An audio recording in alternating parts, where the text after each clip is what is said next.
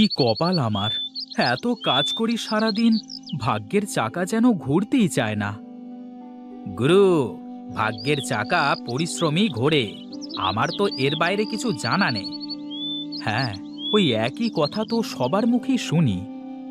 আমার কি মনে হয় গুরু, আমাদের এমন কিছু করা উচিত যাতে করে আমরা তাড়াতাড়ি অনেক টাকা উপার্জন করতে পারি। কি এমন কাজ? কি কাজ করলে অল্প সময়ে বেশি টাকা পাওয়া যাবে? আরে কি যে বলো গুরু, তুমি হলে আমার গুরু। তুমি যদি আমার কাছে প্রশ্ন করো তাহলে কি হবে? মাথা তো কাজ করে না রে পাগলা, কি যে করি। বলি কি গুরু, আমরা এক কাজ করতে পারি। কি কাজ বল দেখি? এই চলো, আমরা আজ থেকে সব কাজ বাদ দিয়ে ব্যাংক ডাকাতি করি। কি সব বলিস? তোর খালি আজে বাজে কথা। একটু ভালো করে চিন্তা কর দেখি। এই বসে বসে মাথায় কোনো চিন্তা আসবে না গুরু। বড় লোক তো আমাকে হতেই হবে, তাতে যেভাবেই হোক। তুই খালি আমার কথা মতো কাজ কর দেখি। আমার কি, তুমি যা বলো আমি তাই করি। শোন বলাই, এখন বাড়িতে যা, ও বেলায় ঘাটে চলে আয়, দেখি কি করা যায়। ঠিক আছে গুরু, তোমার যা ইচ্ছা।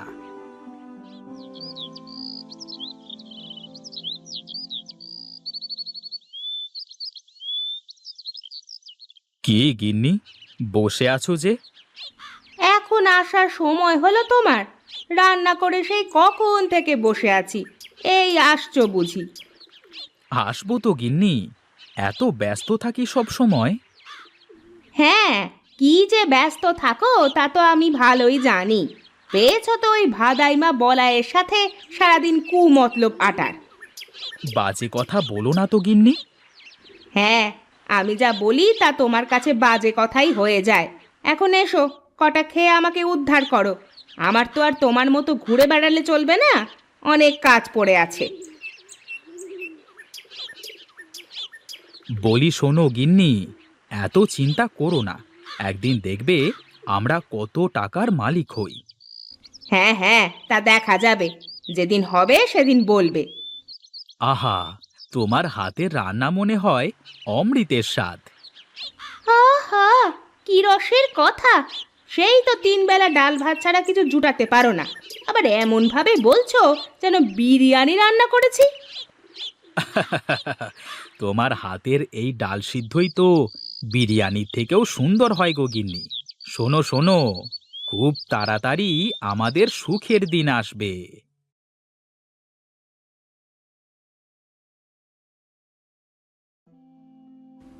ওরে বলাই, এসেছিস? এই তো বেলা করে কোথায় কোথায় ঘুরে বেড়াচ্ছিস বল দেখি। এই কোথায় আর ঘুরে বেড়াবো, আমি ছিলাম আমার কাজে। এখন বলো দেখি, খাবার টাবার কিছু আছে নাকি? দেখ, ওই ওখানে খাবার বাড়া আছে, খেয়ে নে। আমার তো শরীরটা খুব একটা ভালো না বাবা, তাছাড়া বয়সও তো হয়েছে, এবার একটা বিয়ে কর বাবা।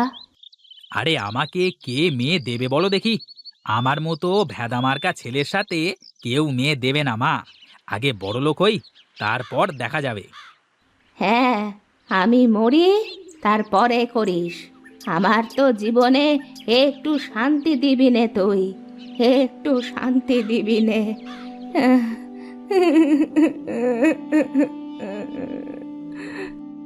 এই দেখো মা, প্রতিদিন এক কথা শুনতে আমার ভালো লাগে না। আমাকে আর একটু সময় দাও।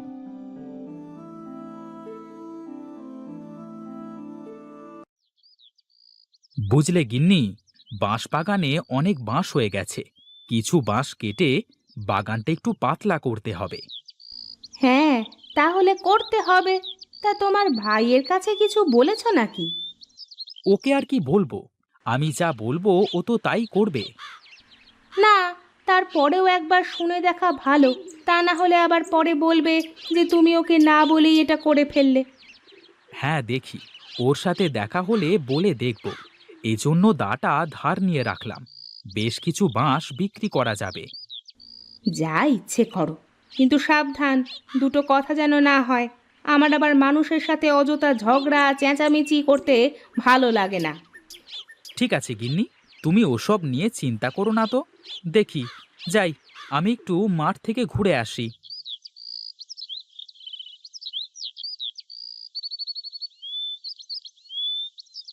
আচ্ছা বলাই, একটা কাজ করলে কেমন হয়? কি কাজ ওস্তাদ, বলো দেখি। আমি ভাবছিলাম, আমাদের তো বিরাট বাঁশবাগান আছে, আমরা যদি বাঁশ দিয়ে কিছু করতে পারি।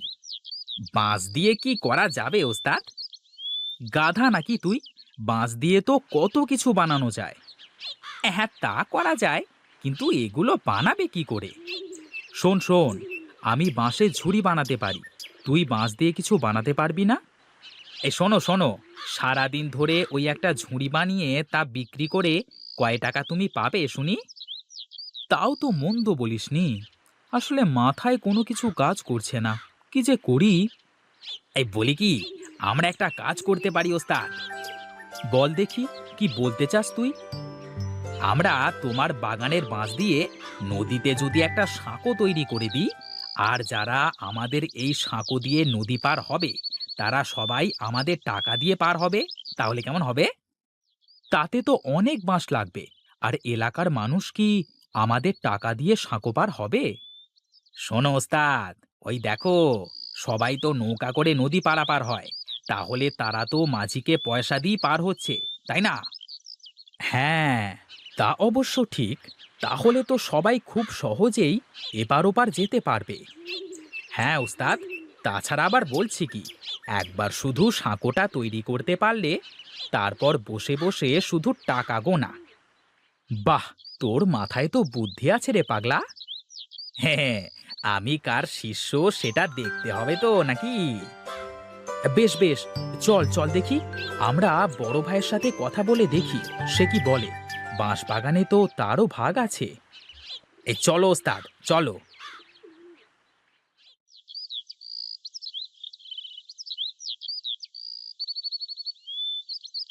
সে কি দাদা, এখানে দাঁড়িয়ে আছো যে? আহ, কিছু বাঁশ কেটে বাগানটা একটু ফাঁকা করতে হবে, তাই দেখছিলাম আর কি, কোথা কোথা থেকে বাঁশ কাটা যায়। তাহলে তো ভালোই হলো ওস্তাদ, আমাদের কাজ আরো সহজ হয়ে যাচ্ছে। কি রে, তোদের আবার কি কাজ সহজ হবে? বলছি দাদা, তোমার কাছেই যাচ্ছিলাম, তা তোমাকে এখানেই পেয়ে গেলাম, ভালোই হলো। কি বলবি বল দেখি, শুনি। আমরা ভেবেছি, আমাদের তো বাঁশের বাগান আছে, আমরা নদীতে একটা সাঁকো তৈরি করব। হ্যাঁ দাদা, এই কাজ করতে পারলে আমাদের অনেক লাভ হবে। তোদের মতলব কি বল দেখি, তোরা কি জনসেবা করতে লাগছিস নাকি? সামনে কি ভোটে দাঁড়াবি নাকি? আরে দাদা, কি যে বলো, আমি কেন ভোটে দাঁড়াতে যাব? আমি তো ব্যবসা করব। ব্যবসা? সাঁকো দিয়ে কিভাবে ব্যবসা করবি? হ্যাঁ দাদা, বলি, সারা দিন এপার থেকে ওপার, ওপার থেকে এপার, কত মানুষ যাওয়া আসা, এখন সবাই তো নৌকা করেই যাওয়া আসা করে, তাই না? হ্যাঁ, তা করে। এই জন্যই তো আমরা আমাদের নিজের খরচে সাঁকো বানাবো, আর যারা যারা আমাদের সাঁকো দিয়ে পার হবে তারা তারা আমাদের টাকা দিয়ে পার হবে। না ভাই, তোদের এই উদ্ভট চিন্তায় আমি নেই ভাই। আমি আমার ভাগের বাঁশ নষ্ট করতে দেব না। তোদের ইচ্ছে হলে রমেশের ভাগের বাঁশ দিয়ে করতে পারিস, আমাকে এসবের মধ্যে ডাকিস না। এই রে, দাদা তো কিছুই বুঝতেই চাইল না। আমি বলি কি ওস্তাদ, আমরা আমাদের কাজ করি, দাদা যখন দেখবে আমরা সফল হয়েছি তখন আমাদের সাথে চলে আসবে। ঠিক আছে, কাল থেকেই তাহলে আমরা কাজে লেগে পড়ি। চল, এখন বাড়িতে যাওয়া যাক।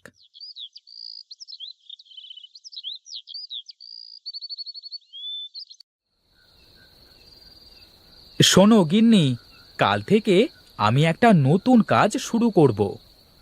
কি কাজ করবা বলো দেখি একটু শুনি। কালকে নদীতে সাঁকো তৈরি করব। তুমি সাঁকো তৈরি করে কি করবে শুনি? কেন, সবাই নৌকা পার হয়ে কেমন মাঝিকে টাকা দেয়, তেমনি আমার সাঁকো দিয়ে যারা পার হবে তারা সবাই আমাকে টাকা দিয়ে পার হবে। তোমার যা ইচ্ছে করো, আমার আমার ওসব নিয়ে কোনো মাথা ব্যথা নেই। উঠে পড়লে যে? কি করব বলো তো, আমার খাওয়া শেষ, আর বসে বসে তোমার ওই ফালতু প্যাঁচাল শোনার সময় নেই আমার। আমি ঘুমাতে যাচ্ছি। হায় রে কপাল আমার, কেউ বুঝতে চায় না আমাকে। আমি যা করি সব তাদের কাছে ফালতু কাজ মনে হয়।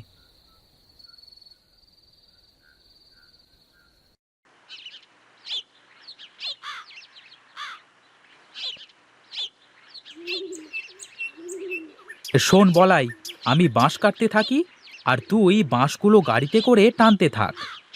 ওস্তাদ, বাঁশ সব কাটা শেষ হোক, তারপর একসাথে করে টানা যাবে, কেমন? ঠিক আছে ঠিক আছে, তাহলে বাঁশগুলো সব গুছিয়ে এক জায়গায় জড়ো কর।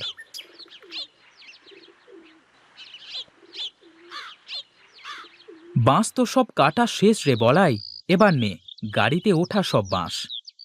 ঠিক আছে ওস্তাদ।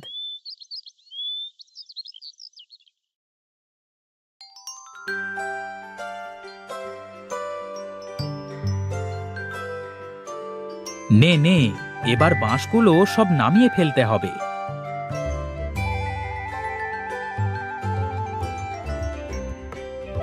যাক, এবার শুধু সাঁকোটা বানানোর কাজ। শোন রে বলাই, যারা আমাদের সঙ্গ দিল না তারা দেখবি আফসোস করবে। ওস্তাদ, আমি জানি তুমি যা করো তা সব ভেবেই করো। বুদ্ধিটা আমার হলেও এটা ভালো না মন্দ তা তো তুমি ভালো করে ভেবেছো, তাই না? হ্যাঁ রে, আমি সব ভেবেই করছি। নে নে, কাজ শুরু কর।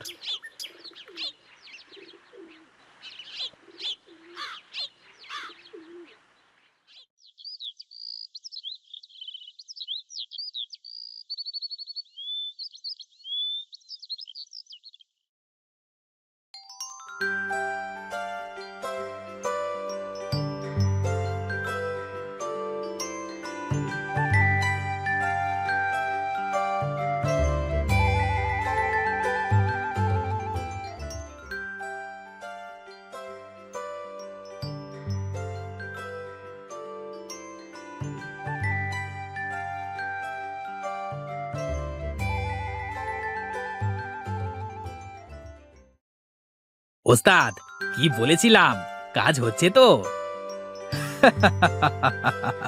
হ্যাঁ রে হ্যাঁ, আজ এই ভাগের বাঁশবাগান আমার ভাগ্য খুলে দিল রে বলাই। এখন আর আমাদের কোনো চিন্তা নেই ওস্তাদ, বসে থাকবো আর টাকা চলে আসবে। এখন আমার দাদা বুঝবে যে সে কি করেছে। তার ভাগের বাঁশ এখন সে চিবিয়ে চিবিয়ে খাবে। শোন বলাই, তুই বস, আমি গেলাম। তোর বৌদির জন্য গঞ্জ থেকে কিছু কিনে নিয়ে যাই।